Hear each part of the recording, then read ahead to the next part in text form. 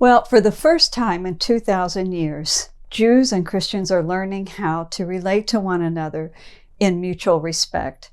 To understand just how new and how delicate this relationship is, we must know our history and what brought us to this amazing moment. We also need to learn from those who have pioneered this relationship, to learn from their mistakes, to receive their advice. So this new series on Jews and Christians relating together will do just that. Welcome to the Israel Answers series, connecting Israel, the Bible, and you. Join Susan Michael as she explores timely issues and current events from a scriptural perspective to equip the Christian world with a balanced and biblical response. Be sure to subscribe for future episodes, which will ignite your faith and bring the Bible to life in your everyday world. Now, let's join Susan with your Israel Answers. Well, welcome to part 1 of Jews and Christians Learning to Relate, in which I am going to give a brief overview of the various stages that this relationship has gone throughout history. We all know from reading the New Testament that in the early days of the Christian faith, Jews and Christians were inseparable. You couldn't tell the two apart except for the belief in whether Jesus was Messiah or not. The Jewish believers in Jesus went to temple, they went to synagogue, they celebrated all of the Jewish feasts and festivals. They were very Jewish and entrenched in the Jewish traditions and the Jewish community. Now, over the years, we read in the book of Acts how that tension began between these two communities. And there were periods where we read about in Acts where Jews actually persecuted the Christians. But we also had a growing tension inside the church between the original Jews who believed in Jesus and all of these Gentiles coming from a pagan background and coming into the church. There was a lot of disconnect, different worldviews, and a lack of understanding. But a momentous occasion happened in 70 AD, and that was when the Jewish temple was destroyed by the Romans. The temple had acted as the headquarters of the Jewish faith for hundreds of years. It had actually served as the headquarters of the Christian community as well, as they often met there for prayer. And it seems like that's what happened on the day of Pentecost. They were there in the temple. Of course, the leadership of the church was there in Jerusalem. It was made up of Jewish believers in Jesus, and they were monitoring and overseeing the growth of the church throughout the Roman Empire, seeing how it was made up of both Jews and pagans, or former pagans, I should say. And they made the decision that these Gentiles coming into the faith did not have to convert to Judaism in order to accept Jesus. Of course, Jesus was Jewish, and he came as the Jewish Messiah. He was born into a context of Judaism that went all the way back to Abraham, really, when God chose Abraham and said through him he was going to make a great nation, and through them he was going to bless all the families of the earth. Well, that was the story of God's plan of redemption that was brought about by Jesus on the cross. So Jesus was Jewish and what we would call the Jewish Messiah. But there was this growing Gentile Christian church that didn't understand the Jewish roots so much.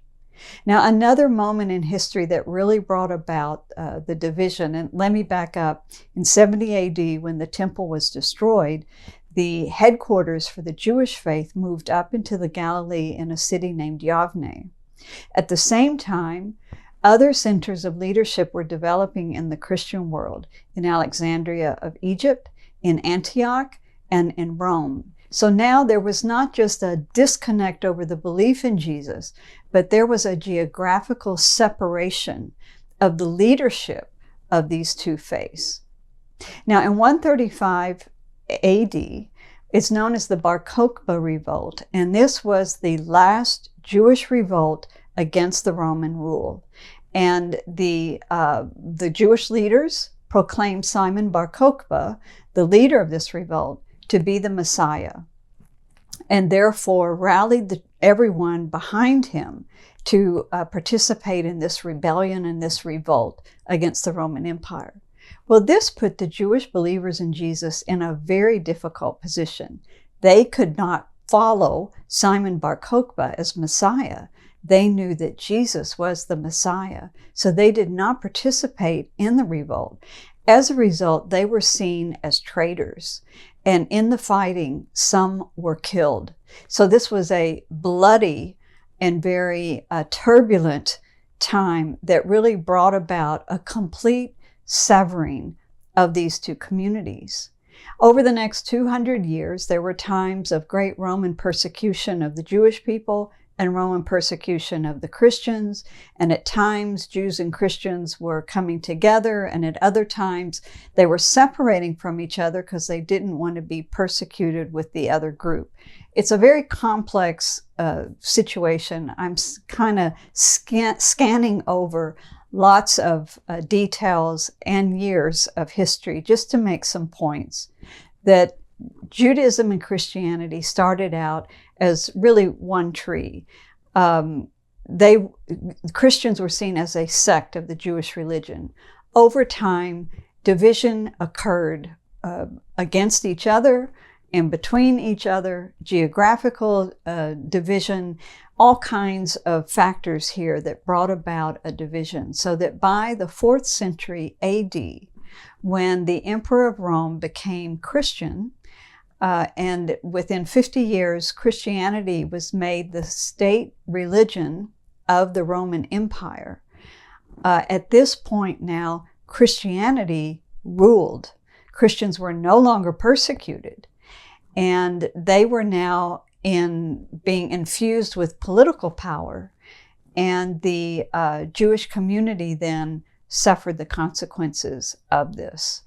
There was still a good deal of interaction between Jews and Christians, and therefore early church fathers felt the need to bring about a complete division between Judaism and Christianity. They didn't want the Christians going in and out of the synagogues, so they began to preach against Judaism, against the synagogue. And this anti-Jewish or anti-Judaism teaching over the years then paved the way and became anti-Semitic, meaning that it paved the way for the discrimination and the persecution of the Jewish individual. It wasn't just against their religion, it was against them as a people. And the terminology of the killers of God came about, and Christians felt that they were empowered then to mistreat the Jewish people, to persecute them, to discriminate against them, that they were actually doing God a favor by doing so. And centuries of this, which I'm not going to go through in detail, but centuries of this kind of anti-Semitic teaching from the church then developed into anti-Semitic laws and legislation of the state, because the state and the church were the same. You see, it was a state church, and the head of the state was the head of the church. So there was a complete overlapping and mixture here. And the anti-Jewish theology produced anti-Jewish laws and legislation. There were periods of forced baptisms. There were periods of being rounded up into ghettos. There were even times when Jews were just expelled from countries, and oftentimes in the name of the church as well as the state. So this means that we have gone from two faiths that were so close, it was hard to distinguish between them, to a separation, to now Christianity has completely severed itself from its Jewish roots. And, the Apostle Paul described our relationship to the Jewish faith as we are wild olive branches that have been grafted into a tree of faith that goes all the way back to Abraham. That tree sustains us, it supports us, it feeds us, it nourishes us. But now the church has severed itself from the very root that supports it. And it's a very, very dangerous time, a very, very sad time.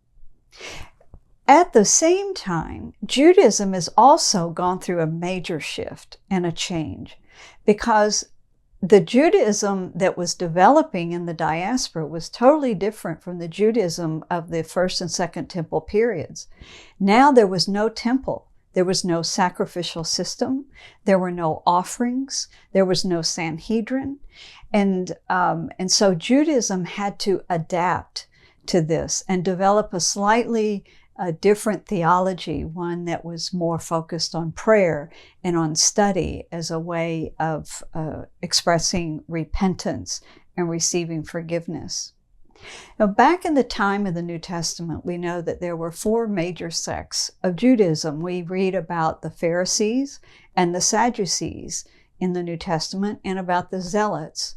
There were also a movement called the Essenes. And so these 4 sects Jesus interacted with, as well as did the disciples and the early church. After the destruction of the temple, there was no longer Sadducees, because they were made up of the priests in the temple. And there was no longer the Essene movement, because the Essene movement was actually a reaction against the priests. The Essenes thought the priests were corrupt. And so the Essenes were separated with a focus on holiness and purity. And then the Zealots, eventually they lost out to Rome. And so there were no need for Zealots, and they died out. The only sect that remained post the destruction of the temple and the Bar Kokhba revolt was the Pharisees, which today is known as Rabbinic Judaism. The Pharisees were the rabbis. They were the teachers of the written law and the oral law, the oral traditions based on the law. And they continued to develop the sayings of the rabbis. And so today, the Judaism that we encounter and we see is known as Rabbinic Judaism, based on centuries of development of rabbinic commentary on the written law and the oral law. So today, like in the United States, we have, you could say, 3 or 4 different major movements. You have the ultra-Orthodox, the conservative, and the Reform movement within Judaism. So you see how the two faiths not only grew apart, but they developed in a certain trajectory that took them apart. But the exciting news is, and what this series is going to be talking about, is that in the last 500 years, there has been an actual turning around in both Christianity and Judaism. And what do I mean by that? Well, I'll explain to you very specifically what I mean. About 500 years ago, a major occurrence happened in the Christian faith, and that was the translation of the Bible into the everyday languages and its mass production through the printing press and distribution, so that the everyday Christian had a Bible in their hands. They could actually read what the Bible said, and they immediately saw that Jesus was Jewish, that Christianity had come out of Judaism, and that God had made all kinds of promises to the Jewish people that one day they were going to be restored to their ancient homeland. And these Christians began to not just pray for that return of the Jews to the homeland, but over time actually got involved in the story of the return of the Jewish people to their land. Now, this brought about a whole new movement within Christianity. It's a Bible-based segment of Christianity, and it's what we call evangelical Christianity. It is the fastest growing segment of Christianity worldwide, and one day will be the largest segment of Christianity. That is the wonderful news, a Bible-based segment, Bible-based faith. And at the same time, the Jewish people began a turn, and they began a return to their ancient homeland. And this too took, a couple hundred years to actually develop. Now they're back in their land today. There's still no temple, But the Jewish people have taken a major step towards the prophetic fulfillment, their prophetic destiny, as the chosen people of God, is called to be God's vehicle of redemption. Now, this history brings us not just up to the birth of the state of Israel, but also the Holocaust. And I'm only going to make 2 comments about the Holocaust. The Holocaust actually shook the world. And I think that it helped to propel forward what was already going to happen. It was inevitable. The Jewish people were going to have a homeland. But the Holocaust did help the world to support that establishment. The other thing it did is it shook Christianity. And the Christian churches that were predominant there in Europe were aghast at what had happened right under their noses and with their silent acquiescence. And so the Catholic Church reassessed its theology towards the Jewish people. It changed its liturgy on Good Friday towards the Jewish people. And it really reached out in friendship, in mutual respect with the Jewish people. The Lutheran Church actually disavowed some of the writings of Martin Luther that had become anti-Semitic. And many mainline denominations around the world then followed suit and made statements of friendship towards the Jewish people and respect for Judaism. So this completes our little survey from the time of the New Testament up through the Holocaust. And I'm going to link in today's show notes to an episode or 2 that go into more depth in this history. If you want to know more about the history of Christian anti-Semitism, I'm going to link to that in today's show notes. But I want you to come back next week when we are going to complete the survey and talk about the changes that have happened since the Holocaust. And to cover that for us, we're going to have with us a pioneer in evangelical Jewish relations, Dr. Marvin Wilson. Dr. Wilson literally wrote the textbook on this, and we're going to link to that in today's show notes. I recommend that you get it. It's called Our Father Abraham, The Jewish Roots of the Christian Faith. If you are going to read any book about the Jewish roots of the Christian faith and about Jewish-Christian relations in our day, this is the book. You need to get it and to read it and to learn from it. But we're going to have the opportunity next week to learn from Dr. Wilson. So I want you to come back. I will see you then. And until then, God bless. And I want to offer you a free download. We have a download, 10 Reasons to Stand with Israel. And actually, it's 10 reasons why Christians should stand with Israel. Get your free download by going to the link in today's show note, or go to www.outofzionshow.com and click on the tab for resources. We'll have it there as well. But be sure, download this free resource for you. We're going to be talking about some of the points in it in the coming week. So we want to make sure that you have it. You can print it out. You can share it with friends and family. Invite them to join us here on the Out of Zion show for our Israel Answers series. So we'll see you back here next week. And until then, God bless. We hope you have enjoyed this episode of Out of Zion with Susan Michael. Be sure to subscribe to Out of Zion now on Apple Podcasts, Spotify, YouTube, Pray.com, Salem One Place, Salem Life Audio. Out of Zion with Susan Michael is a production of ICEJ USA. All rights reserved.